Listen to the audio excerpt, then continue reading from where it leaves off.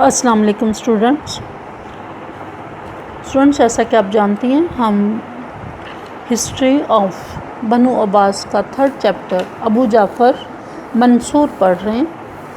کل ہم نے اس کا فرسٹ کویسچن ابو جعفر منصور کے ابتدائی حالات زندگی اور اس کی ابتدائی مشکلات پڑھا تھا۔ آج ہم ابو جعفر منصور کے دور کے اہم واقعات پڑھیں گے، لیکن یہ کویسچن 2 حصوں پر مشتمل ہوگا۔ آج ہم صرف بغاوتیں اور ان کا صد باب پڑھیں گے، یعنی ابو جعفر منصور کے دور میں جتنی بھی بغاوتیں ہوئیں وہ اس لیکچر میں پڑھیں گے، اور اس کے عہد کے کچھ اور واقعات، فتوحات اور چند اہم واقعات جو ہیں ان کو پھر نیکسٹ لیکچر میں پڑھیں گے۔ تو یہ دونوں لیکچر ملا کر ایک کویسچن بنے گا کہ ابو جعفر منصور کے دور کے اہم واقعات بیان کریں۔ ابو جعفر منصور کا دور بہت لمبا تھا۔ 136 ہجری میں وہ برسر اقتدار آیا اور 158 ہجری میں اس کا انتقال ہوا تھا۔ اس 22 سالہ دور میں بہت سی بغاوتیں ہوئیں، لیکن جو سب سے پہلی بغاوت ہوئی وہ عبداللہ بن علی کی بغاوت اور اس کا خاتمہ تھا۔ عبداللہ بن علی ابو جعفر منصور کا چچا تھا اور اس نے 137 ہجری میں بغاوت کی تھی۔ عبداللہ بن علی وہ شخص تھا جو معرکہ صاب میں سپہ سالار تھا، اور اس نے بہت تھوڑی فوج کے ساتھ بنو امیہ کو شکست دی تھی، حالانکہ مروان ثانی بہت بڑی فوج لے کر اس کے مقابلے پر آیا تھا۔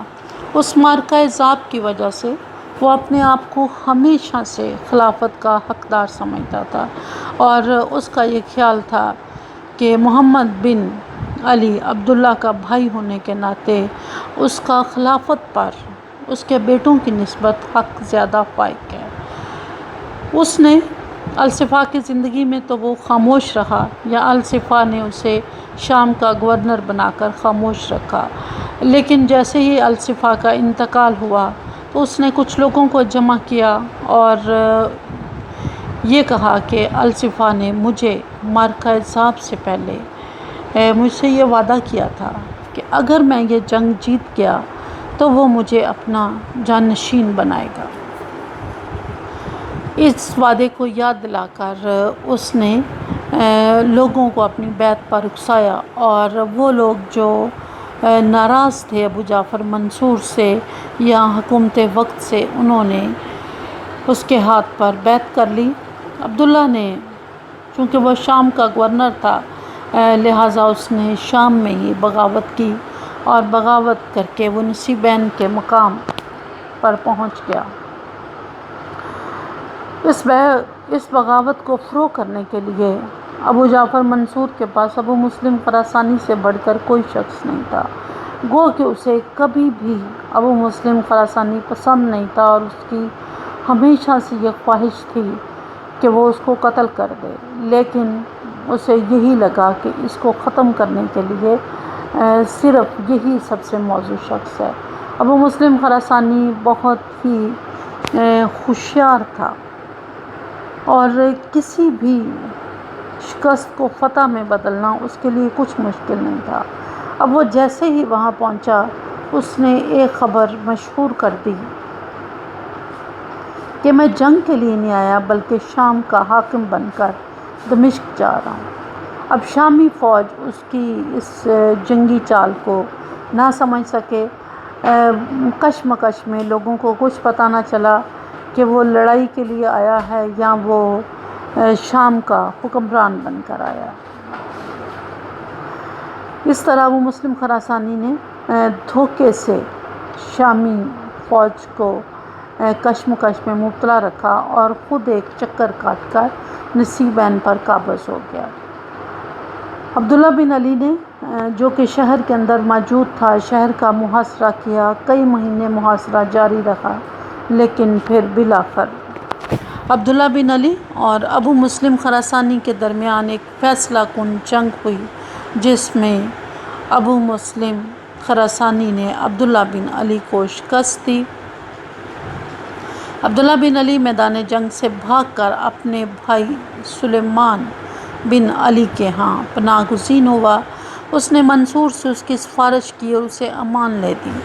منصور بہت ہی کینہ پرور شخص تھا اور کسی کو بھی معاف نہیں کرتا تھا۔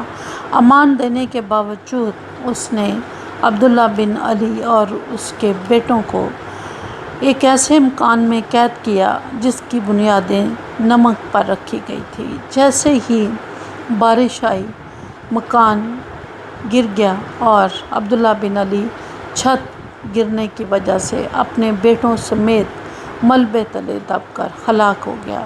اور یوں ابو جعفر منصور نے اپنے ہی خاندان میں ایک بہت بڑی بغاوت سے بڑی ہی دانشمندی کے ساتھ اس پر نہ صرف قابو پایا بلکہ عبداللہ بن علی کو اس طرح سے ہلاک کیا کہ اس کے اوپر اس کے قتل کا الزام بھی نہ آیا۔ عبداللہ بن علی کے بعد ابو جعفر منصور نے ابو مسلم خراسانی کو قتل کرنے کا فیصلہ کر لیا اور 137 ہجری میں ابو مسلم خراسانی کا قتل ہوا۔ ابو مسلم خراسانی وہ شخص تھا جس کے بارے میں پیچھے ہم بہت تفصیل سے پڑھ چکے ہیں۔ عباسی تحریک کی ابتدائی مرحلے سے لے کر آخری لمحات تک ابو مسلم خراسانی ہمیشہ پیش رہا۔ اس نے اس تحریک کو کامیاب کرنے میں کوئی کسر نہ اٹھا رکھی۔ یہ شخص خراسان میں بے حد مقبول تھا۔ ہزاروں آدمی اس کے ایک اشارے پر جان دینے کے لیے تیار رہتے تھے۔ جب بنو عباس کو اقتدار ملا تو انہیں محسوس ہوا کہ یہ شخص کسی بھی وقت ان کے اقتدار کے لیے بہت بڑا خطرہ بن سکتا ہے، چونکہ اس کے پیچھے پورا خراسان تھا اور خراسان میں اس کی مقبولیت اپنی انتہا کو چھو رہی تھی۔ اسی مقبولیت سے ابو جعفر منصور خائف تھا اور ہمیشہ چاہتا تھا اور اپنے بھائی الصفا کو کہتا تھا کہ اس کو قتل کر دیا جائے، لیکن الصفا ہمیشہ ابو جعفر منصور کے مشورے کو پس پشت ڈالتا رہا۔ عبداللہ بن علی کی شکست کے بعد ہونا تو یہ چاہیے تھا کہ ابو جعفر منصور اور ابو مسلم خراسانی کے درمیان تعلقات بہتر ہو جاتے، لیکن اور بھی زیادہ خراب ہو گئے۔ یہ تعلقات پہلے حج کے سفر کے دوران بہت کشیدہ ہو گئے تھے، جسے کسی نہ کسی طرح دونوں نے بحال کر لیا، لیکن اب جب عبداللہ بن علی کو شکست ہوئی تو ابو مسلم کے ہاتھ بہت سا مال غنیمت لگا۔ اب منصور نے ابو مسلم کو پیغام بھیجا کہ مال غنیمت کا حساب دو، تو ابو مسلم نے حساب کتاب دینے کی بجائے برہم ہو کر جواب دیا کہ خون ریزی کے لیے تو ہمیشہ مجھ پر بھروسہ کیا جاتا ہے، لیکن مال کے معاملے میں میرے اوپر اعتماد نہیں کیا جاتا۔ منصور کے قاصد نے اپنی آمد کی بے شمار تاویلیں پیش کیں، لیکن ابو مسلم خراسانی کسی بھی طرح حساب کتاب دینے پر آمادہ نہ ہوا اور اس نے خراسان کی طرف رخ کر لیا۔ راستے میں اسے ابو جعفر منصور کا پیغام ملا کہ تم خراسان مت جاؤ، بلکہ میں نے تمہیں مصر اور شام کا والی مقرر کر دیا۔ ایک جگہ تم خود مقیم رہو، دوسری جگہ اپنے کسی نائب کو بھیج دو۔ ابو مسلم سمجھتا تھا کہ اس کو ایک چال کے ذریعے گھیرا جا رہا ہے اور شام اور مصر کا والی بنانے کا مقصد یہ ہے کہ خراسان سے اس کو دور رکھا جائے۔ تو اس نے بجائے اس کے کہ وہ خلیفہ کے حکم کے مطابق شام میں مقیم رہتا، اس نے حکم ماننے سے انکار کر دیا اور جواب میں منصور کو اس نے ایک خط بھی لکھا تھا کہ میں نے یہ سنا ہے کہ جب بھی امن کا زمانہ آتا ہے تو یہ وزیروں کے لیے اچھا نہیں ہوتا۔ میں آپ کا اس وقت تک وفادار رہوں گا جب تک آپ میرے وفادار رہیں گے۔ ایک طرح سے اس نے ابو جعفر منصور کو دھمکی دی اور خراسان کی طرف روانہ ہو گیا۔ منصور نے اسے دربار میں بھی طلب کیا تاکہ دونوں کے درمیان جو غلط فہمیاں ہیں انہیں دور کیا جائے۔ ابو مسلم کسی بھی طرح آنے پر آمادہ نہیں تھا، تو ابو جعفر منصور نے ایک چال چلی اور اس کے نائب کو یہ جھانسا دیا کہ اگر تم ابو مسلم کو دربار تک بھیجنے میں کامیاب ہو جاؤ تو میں تمہیں خراسان کا حاکم بنا دوں گا۔ ہر طرف سے مجبور ہونے کے بعد ابو مسلم خراسانی بغداد کی طرف روانہ ہوا، حمیمہ کی طرف، ہاشمیہ کی طرف روانہ ہوا۔ جب وہ شہر سے باہر پہنچا تو ابو جعفر منصور نے پورے خاندان ہاشم کے ساتھ اس کا استقبال کیا اور اسے شک تک نہ ہونے دیا کہ وہ اس کے متعلق کچھ فیصلہ کیے بیٹھا ہے۔ کئی دن تک دونوں کے درمیان آمد و رفت جاری رہی، جس سے ابو مسلم کافی حد تک بے تکلف ہو گیا، یہاں تک کہ وہ بغیر محافظوں کے دربار میں آنے جانے لگا۔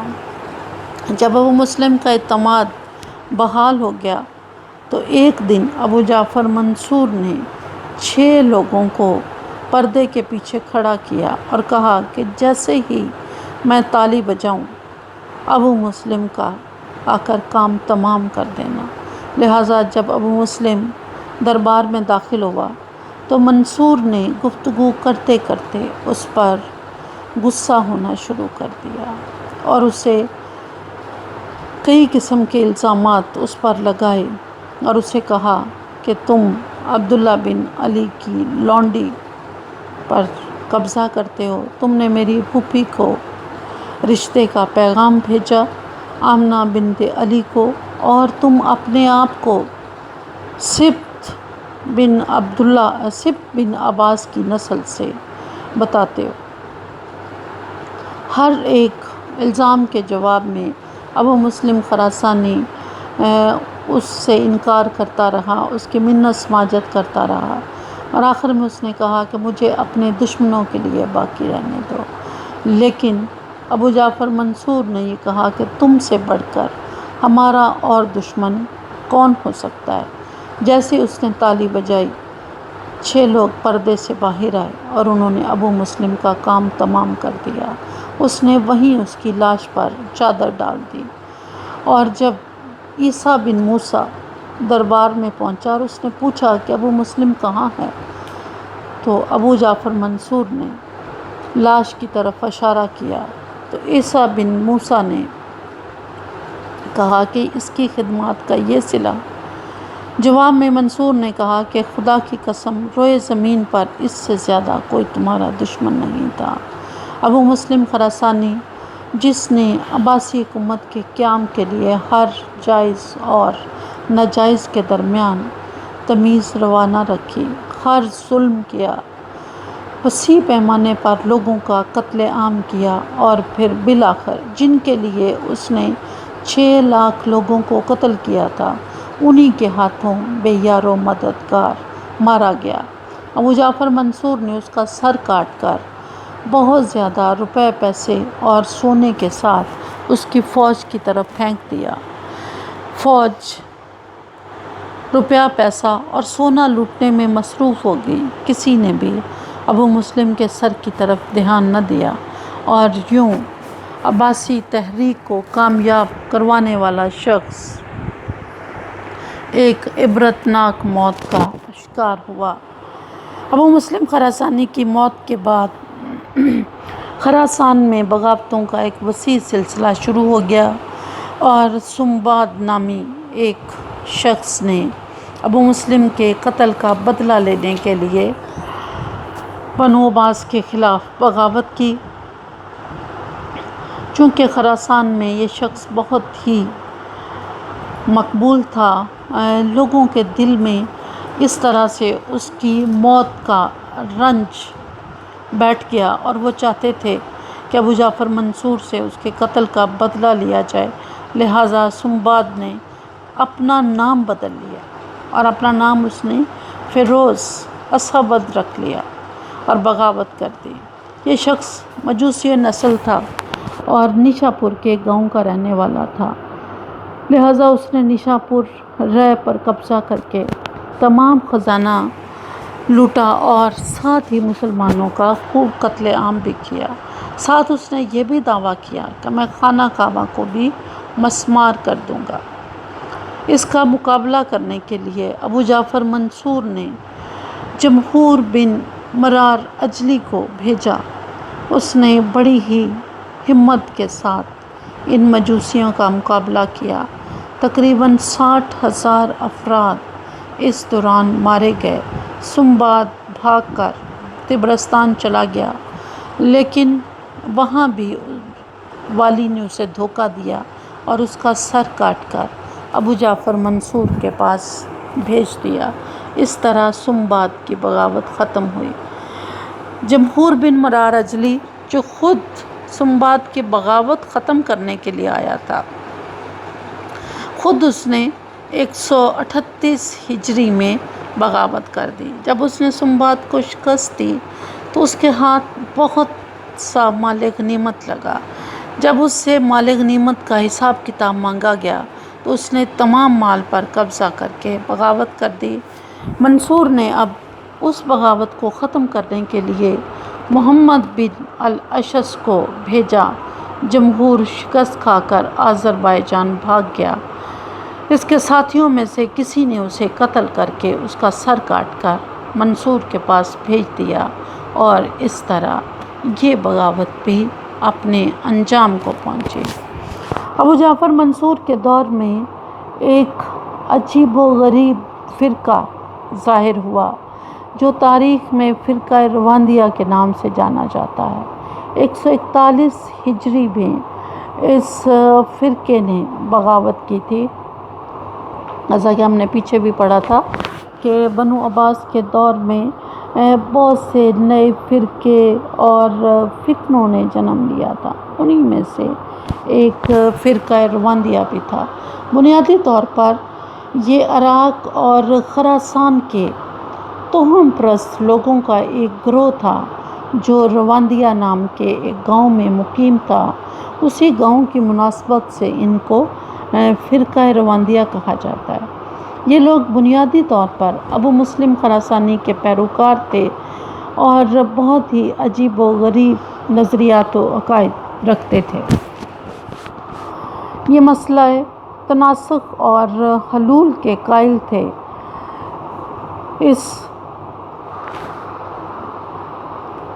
اس پر عقیدہ رکھنے والے لوگوں کا یقین ہوتا ہے کہ اللہ تعالیٰ یا کسی بھی بڑے شخص کی روح ایک شخص سے دوسرے شخص میں منتقل ہو جاتی ہے، اس کے اندر حلول کر جاتی ہے، مل جاتی ہے۔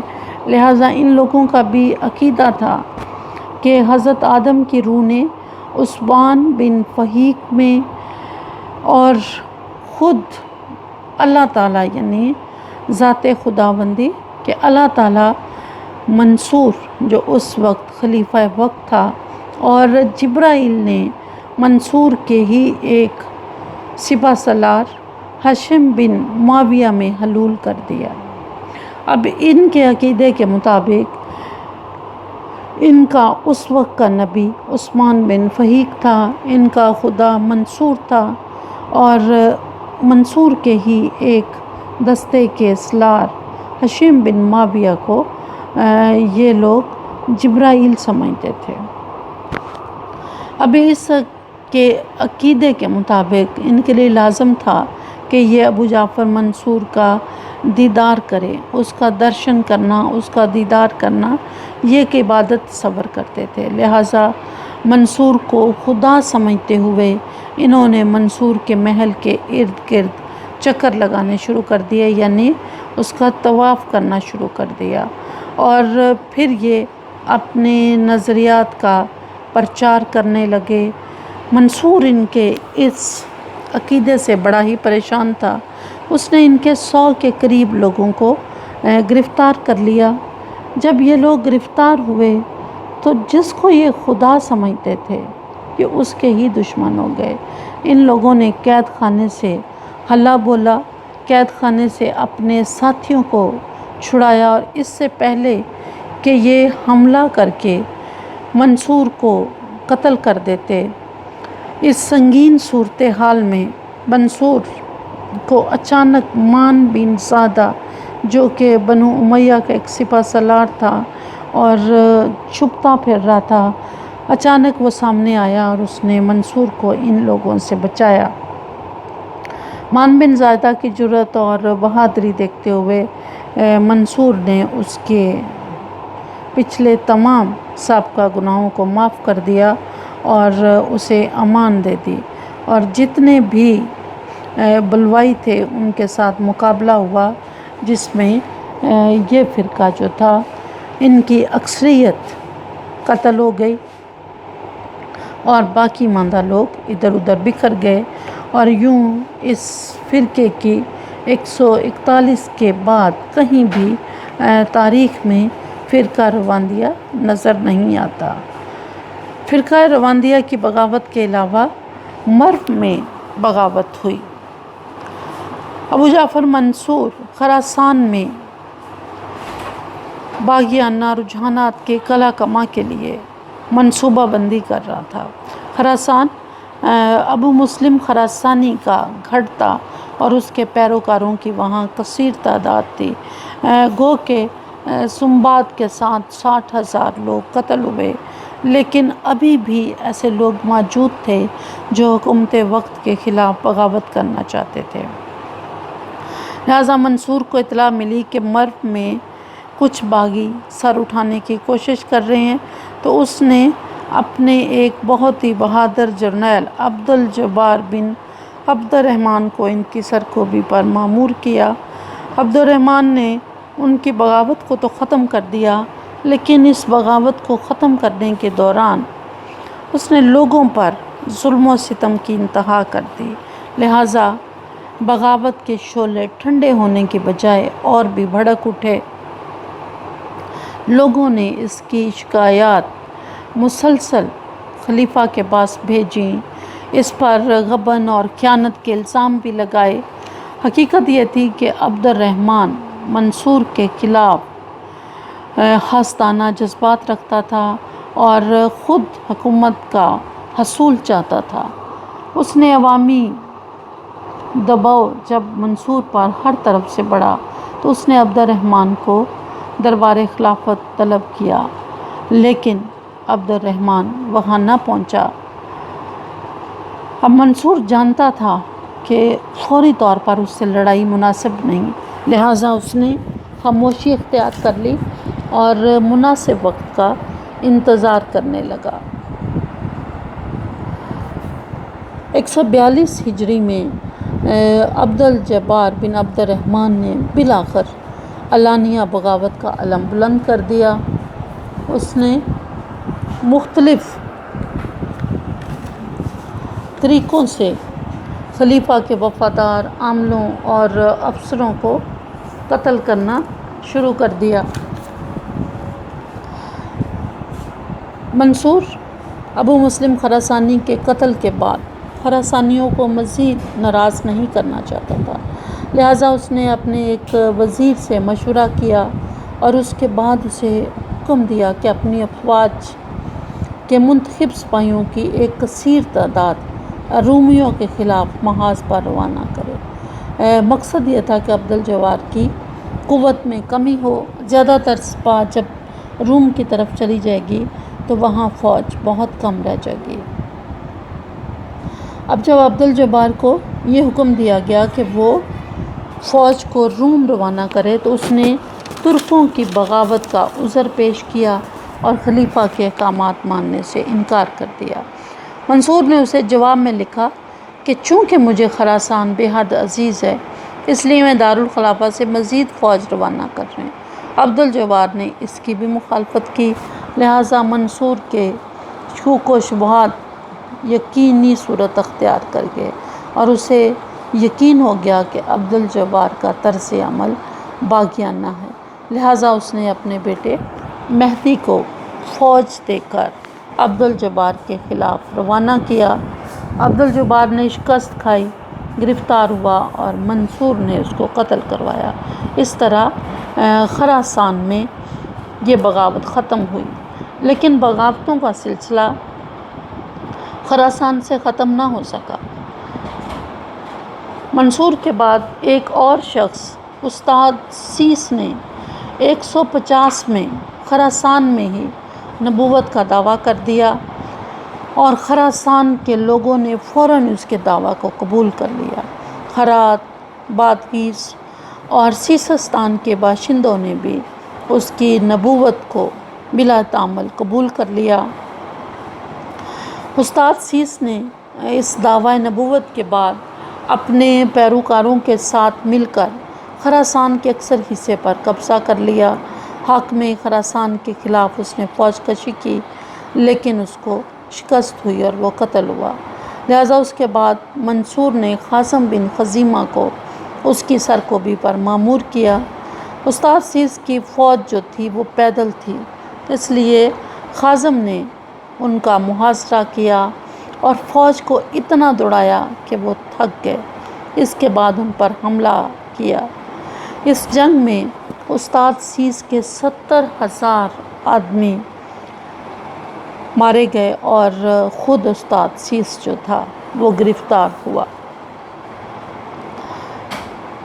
اس کے بعد خراسان میں تقریباً بغاوتوں کا خاتمہ ہو گیا، لیکن 148 ہجری میں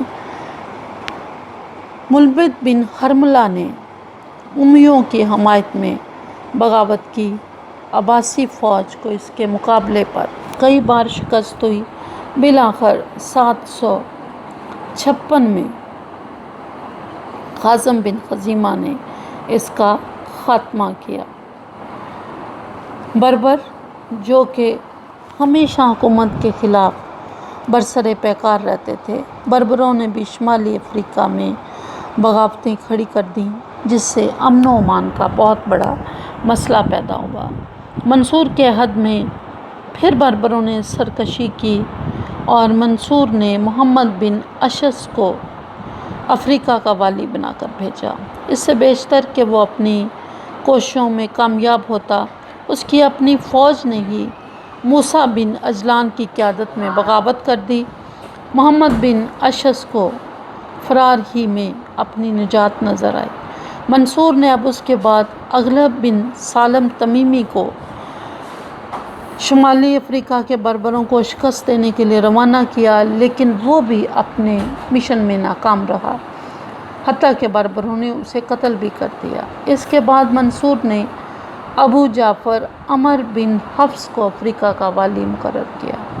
اس نے جنگ و جدل کی بجائے حسن سلوک کے ساتھ حالات کو قابو کرنے کی کوشش کی اور 3 برس تک افریقہ اندرونی بغاوتوں اور شورشوں سے محفوظ رہا۔ لیکن 3 برس کے بعد عمر کو جب کیروان سے باہر طنجہ جانا پڑا تو اس کی عدم موجودگی میں پھر سے بربروں نے کیروان کے شہر پر قبضہ کر لیا۔ یہ وہ شہر تھا جس کو امیر معاویہ نے ایک فوجی چھاونی کے طور پر تعمیر کروایا تھا۔ بربروں نے منظم ہو کر طنجہ پر بھی حملہ کر دیا، لیکن عمر بن حفص نے حکمت اور دانائی سے کام لے کر ان کے درمیان پھوٹ ڈال دی اور خود بڑھ کر کیروان کا محاصرہ کر لیا۔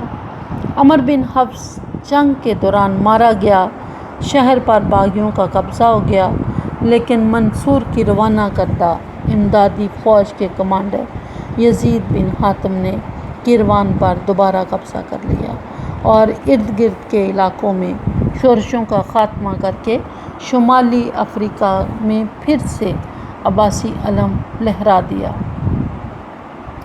بربروں کی بغاوت کے بعد خوارج جو ہر دور میں بغاوت کرنا ضروری سمجھتے تھے، انہوں نے پھر سے اپنے ایک سردار حسان بن مجالد ہمدانی کی سربراہی میں بغاوت کی۔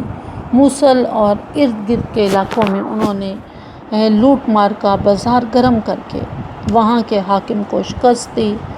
سرکاری فوج کی ناکامی سے منصور کو بڑی پریشانی ہوئی، لیکن بہرحال اس نے پھر نئی فوج روانہ کی جس نے جنگ و جدل کے بغیر ہی دانائی اور حکمت عملی سے کام لے کر اس بغاوت کو دبا دیا۔ ابو جعفر منصور کے دور میں جو سب سے بڑی بغاوت ہوئی وہ امام نفس سکیہ کی تھی۔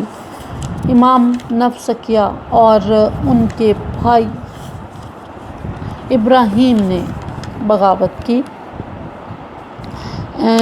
اس بغاوت کی تفصیل جو کہ اس لیکچر کا حصہ ہے، لیکن اسے الگ ہم کل پڑھیں گے، چونکہ وہ ایک بہت بڑا الگ سے کوسچن بھی ہے، لہٰذا اس کا بغاوت کا بہت ہی تفصیل کے ساتھ جائزہ ہم کل کے ویڈیو میں لیں گے۔ اور اس طرح ابو جعفر منصور کے عہد کے اہم واقعات 3 حصوں میں تقسیم ہو جائیں گے۔ ایک وہ جس کو آج ہم کچھ بغاوتوں کی شکل میں ہم نے پڑھا، کل امام محمد نفس سکیہ کے خروج کے بارے میں پڑھیں گے، اور پھر تیسرے حصے میں دیگر واقعات جو رونما ہوئے ہم اس کا جائزہ لیں گے۔ شکریہ۔